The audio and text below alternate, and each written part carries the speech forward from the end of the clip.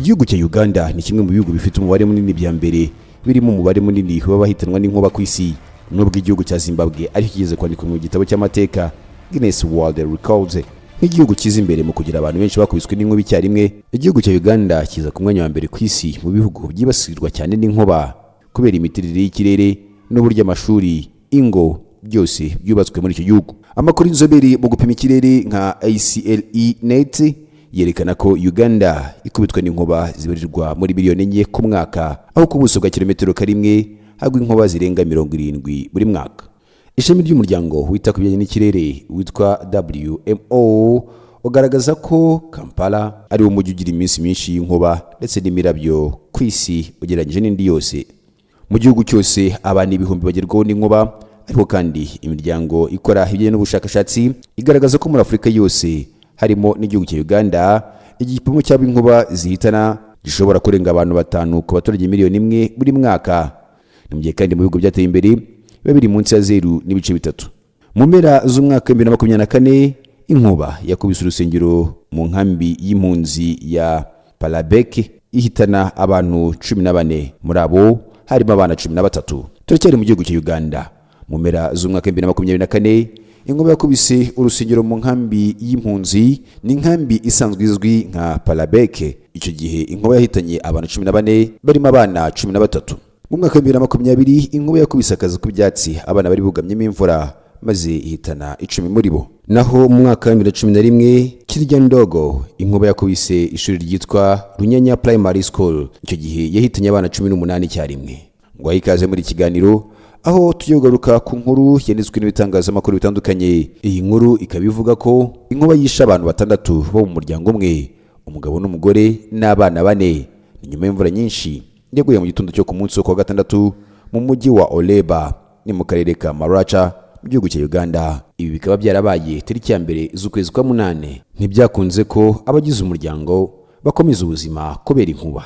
Ni inkuba ikomeye yateje umuriro wafashe inzu yubakishijwe ibyatsi. Ibi rero bikaba byaratumye nta muntu n'umwe wari uri muri iyo nzu urokoka. Abahitanwe n'iki kiza n'umukuru w'umuryango witwa Amadou Jeffrey wari ufite imyaka 37, umugore we Enyaru Harriet wari ufite imyaka 31, ndetse n'abana babo 4 aribo witwa Desire Patience wari ufite imyaka 9, Lekuru Jovia wari ufite imyaka 7, Aikoru Blessing wari ufite imyaka 5, ndetse na Martha Gelda wari ufite umwaka 1.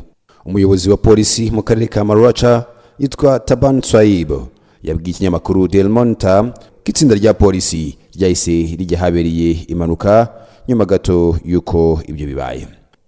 Muri iki gihugu cya Uganda haracyari imyumvire ivuga ko inkuba bashobora kwitega umuntu cyangwa se akaba ari byo atererejwe nabo mu muryango we. Ubuyobozi bwa polisi burasa nkaho bufite akazi gakomeye cyane ko gukomeza kwibutsa no gushikariza abaturage babagaragariza ko inkuba ahanini ifite ibiyitera atari byo batererezwa n'abandi nk'uko babyizera. Ni impanuka yongeye kugaragaza uburyo Uganda yibasirwa n'impfu ziterwa n'inkuba mu bihe cyane cyane by'imvura. Amakuru y'ishami ry'umuryango w'abibumbye ryita ku teganyagihe agaragaza ko Uganda iri mu bihugu bifite umubare munini w'abantu bapfa bazize inkuba ku isi, cyane cyane mu bice by'icyaro aho inzu nyinshi zidafite imirindankuba.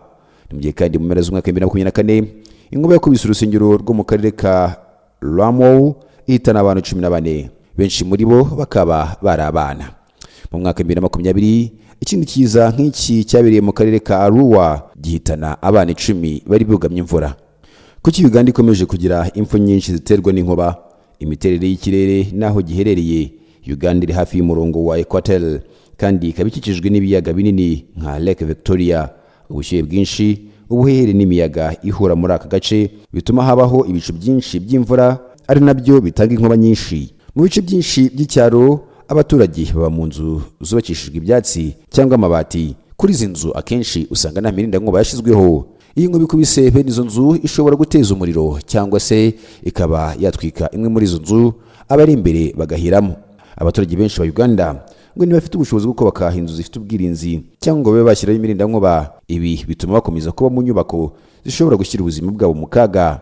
Hari abaturage batazi neza uko bakwirinda inkuba, aho bamwe bakomeza gukora imirimo yo hanze, guhongera munsi y'ibiti cyangwa bagahitamo kuguma mu nzu zidatekanye igihe inkuba iri gukubita.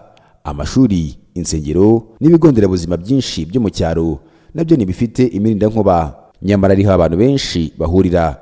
Nubwo muri Uganda hasanzwe serivisi ziteganyagihe, si abaturage bose bazigeraho ku gihe, cyane cyane abo mu bice byitaruye. Igihugu cya Uganda cyagiye gifata ingamba zitandukanye zirimo gushyiraho imirindankuba kuri zimwe mu nyubako za leta ndetse n'amashuri, gutanga ubutumwa bwo kwirinda inkuba binyuze mu bitangazamakuru ndetse no mu bukangurambaga, guteza imbere serivisi ziteganyagihe. Ibi byari kugira ngo abaturage bajye baburirwa mbere y'ibihe bibi. Hari kandi gukorana n'imiryango mpuzamahanga mu rwego rwo guteza imbere imicungire y'ibiza. Ibihugu byo muri Afurika y'Iburasirazuba bikwiye kongera ubushobozi bwo gukurikirana inkuba mu gihe nyacyo, kohereza ubutumwa bugufi ku baturage mu gihe hari buze kuboneka imvura iri buze kuba irimo inkuba, gukoresha radiyo z'abaturage, gukoresha porogaramu za telefone ndetse n'imbuga nkoranyambaga. Ibi bikorwa mu rwego rwo kuburira abaturage hakiri kare, ndetse kandi bikarushaho gushyirwamo imbaraga uretse muri Uganda, bikaba mu bihugu bya Afurika y'Iburasirazuba byose. Ubushakashatsi bwakozwe bugaragaza ko ubumenyi bw'abaturage bugabanya impanuka. Abaturage rero bakwiye kwigishwa kutihisha munsi y'ibiti, kutaguma mu mirima cyangwa mu mazi igihe inkuba zikubita, kwirinda gukoresha ibikoresho biyobora amashanyarazi mu gihe cy'inkuba, ndetse kandi bagahitamo kujya mu nyubako zifite ubwirinzi mu gihe imvura iri kugwa irimo inkuba. Ibihugu kandi bikwiye gushyiraho amategeko asaba ko inyubako nshya, cyane cyane iz'abaturage benshi bakoresha, zubakwa zifite uburyo bwo kwirinda inkuba, ubwo zigomba kuba ziriho imirindankuba. Ibi rero bikaba byagabanya ibyago mu gihe kirekire.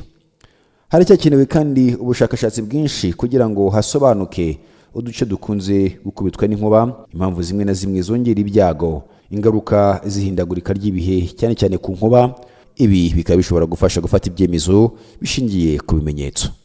Kubera ko inkuba zitubahiriza imipaka, ibihugu nk'u Rwanda, Uganda, Kenya, Tanzania, Burundi ndetse na Sudani y'Epfo bikwiye gukomeza gushyira imbaraga mu gusangira amakuru y'iteganyagihe, ubunararibonye ndetse n'ikoranabuhanga mu rwego rw'akarere. Hakenewe amahugurwa ku butabazi bwihuse, ibikoresho by'ubutabazi, gahunda yo gutabara abaturage nyuma y'ibiza, ndetse no gufasha imiryango yahuye n'ibiza kongera kwisuganya. Usanga ibihugu byinshi byibanda ku myuzure n'amapfa, nyamara inkuba nazo zikwiye gufatwa nk'ikibazo gikomeye cy'umutekano rusange.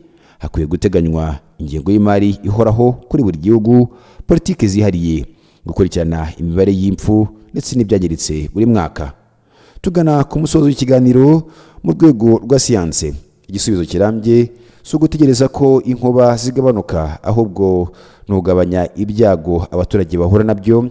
Ibi bikaba bisaba guhuza ikoranabuhanga, ibikorwa remezo, bashyiraho imirindankuba, uburezi, kwigisha abaturage, amategeko y'ubwubatsi, ubushakashatsi n'ubufatanye bw'akarere. Izi ngamba ziramutse zishyizwe hamwe kandi zigashyirwa mu bikorwa mu buryo buhoraho, amahirwe yo kugabanya impfu ziterwa n'inkuba mu myaka iri imbere yaba ari menshi. Nshuti bakunzi twabanye muri iki kiganiro, ndabashimiye cyane, mbibutsa ko mukwiye gukora subscribe, hanyuma kandi mukandika muri comment ingingo mwifuza ko twazaganiraho ubutaha.